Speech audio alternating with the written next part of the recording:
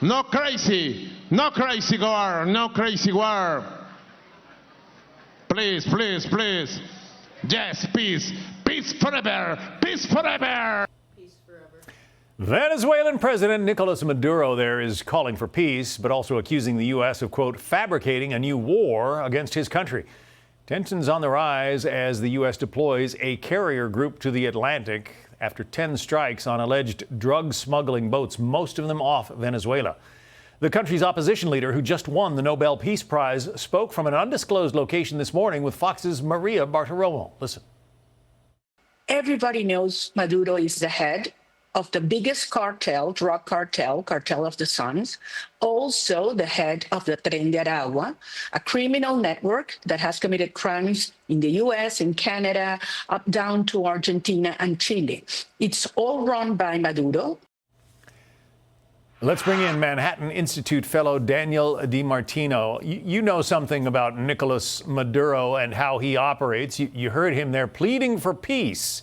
What do you think about that? Well, that's the most aggressive plea for peace I've ever heard in my life, I'll say.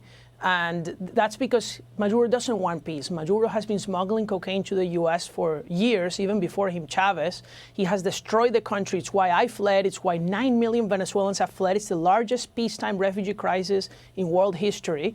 And now we have an opportunity, thanks to President Trump, to not only stop the drug trafficking, but make Venezuela again the U.S. ally it used to be, and not China, not Russia, and not Iran. There are questions about whether the boats that the U.S. military has been targeting, whether those are actually drug smuggling boats. Do you have any doubts? I have zero doubts. First, they were not all boats. There were also drug subs. Believe me, you do not fish in a mini submarine. These are sophisticated drug dealers. The Colombian national that supposedly was a fisherman, alleged by drug trafficking president Gustavo Petro of Colombia, was actually a convicted arms trafficker. And I don't think he reformed himself and became a fisherman in a drug trafficking route. So Venezuela used to be a very wealthy country. Why did you and so many other people leave? Yeah, John, look, my family had 2 cars. We had an apartment. I went to a great school, had a great life. My grandparents were all immigrants to Venezuela from Europe. And now Venezuela is extremely poor because of the socialist policies of the regime, which, by the way, they aren't socialist because they're Marxist themselves. It's because they know keeping the population poor and then trafficking drugs is how they stay in power and become wealthy. President Trump says he's going to go after the narco-terrorists. Obviously, that's the idea on the strikes behind the idea behind the strikes on the boats. Is that going to weaken Maduro's grip on power, do you think?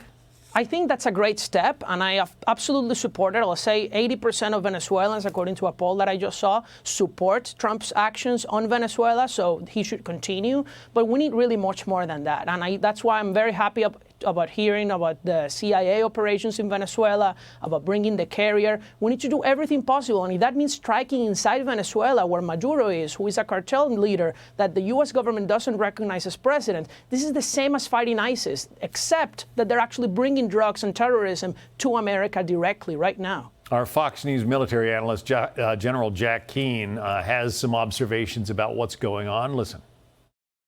I think the real thing that's happening is to undermine the Maduro regime, to put pressure on that regime. A demonstration of military force is part of that. And they really want the people that are supporting the regime come to the conclusion, is this really worth it? You know, to support Maduro in this kind of activity and this kind of behavior? So do you think that'll be effective? Are his allies going to be wondering whether it's safe to stay around him? Only if the prominent people are hurt by this, not just some random drug traffickers. That is good, and that we're going to reduce the revenue of this government. Fewer people are going to go into drug trafficking and bring drugs here.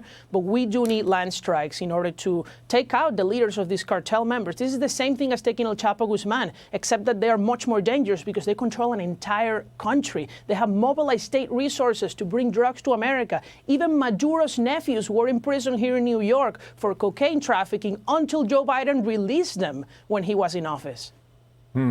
Daniel Di Martino, good to talk to you. Thanks.